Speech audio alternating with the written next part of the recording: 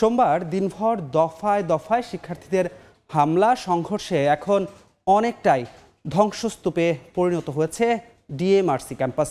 আইনশৃঙ্খলা রক্ষা বাহিনীর সদস্যদের উপস্থিতি থাকলেও নেই কোনো শিক্ষার্থী।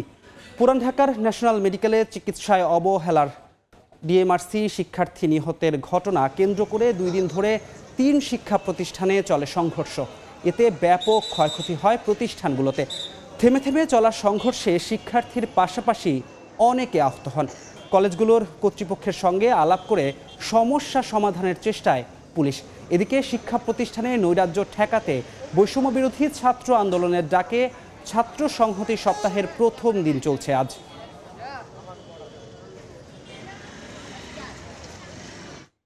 সোমবার দিনভর সংঘর্ষ আর ভাঙচুরে ধ্বংসস্তূপে পরিণত হয়েছে ডিএমআরসি ক্যাম্পাস।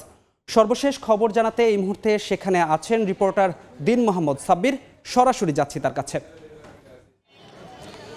গতকালের ব্যাপক সংঘর্ষের পর রাজধানীর ডেমরার যে ডক্টর মাহবুবুর রহমান মোল্লা কলেজ রয়েছে, সেই মোল্লা কলেজের ক্যাম্পাস এখন ধ্বংসস্তূপে পরিণত হয়েছে। আপনাদেরকে যদি আমরা একটু দেখানোর চেষ্টা করি যে সরকারি কাজী কবি নজরুল কলেজ এবং সোহরাওয়ার্দী কলেজের শিক্ষার্থীদের সঙ্গে ঢাকা ডক্টর মাহবুবুর রহমান মোল্লা কলেজের শিক্ষার্থীদের যে একটি সংঘর্ষের গতকাল যে ঘটনাটি ঘটেছে, এরপরে আসলে পুরো ক্যাম্পাস জুড়ে আসলে ধ্বংসের চিহ্ন আমরা সকাল থেকে যেমনটি দেখেছি। আসলে এই কলেজ ক্যাম্পাসের শুরু থেকে ভেতরের অংশে প্রতিটি আসবাবপত্র আসলে এই মুহূর্তে ভেঙে পড়ে আছে এবং যে গ্লাসগুলো রয়েছে সেই প্রায় প্রতিটি গ্লাসই এই মুহূর্তে ভাঙা। এবং আমরা আজকে সকালে এই কলেজের যে অধ্যক্ষ রয়েছে তার সঙ্গে কথা বলেছি।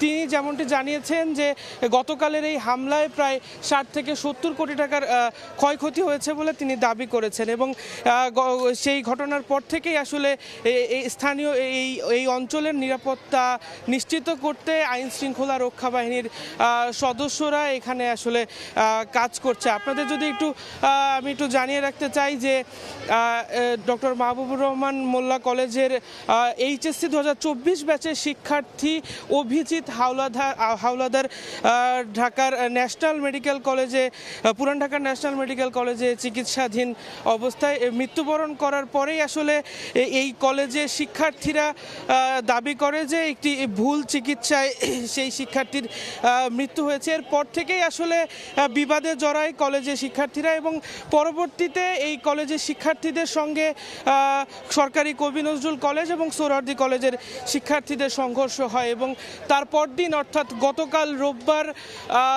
সরকারি কবি নজরুল কলেজ এবং শহীদ সোহরাওয়ার্দী কলেজের শিক্ষার্থীরা একটি খণ্ড খণ্ড মিছিল নিয়ে এই ডেমরা রোডের ডক্টর মাহবুবুর রহমান মোল্লা কলেজের সামনে আসেন এবং পরবর্তীতে আসলে এই কলেজটিতে হামলা চালায় বলে আসলে আমরা জানতে পেরেছি এবং তার পরবর্তীতে আসলে দুপক্ষের মধ্যে সংঘর্ষের সৃষ্টি হয় এবং তারপরেই এই কলেজের ভেতরে হামলাকারী যারা রয়েছে তারা ব্যাপকভাবে আক্রমণ চালায় এবং বর্তমানে এই কলেজটি আসলে একেবারেই ধ্বংসস্তূপে পরিণত হয়েছে।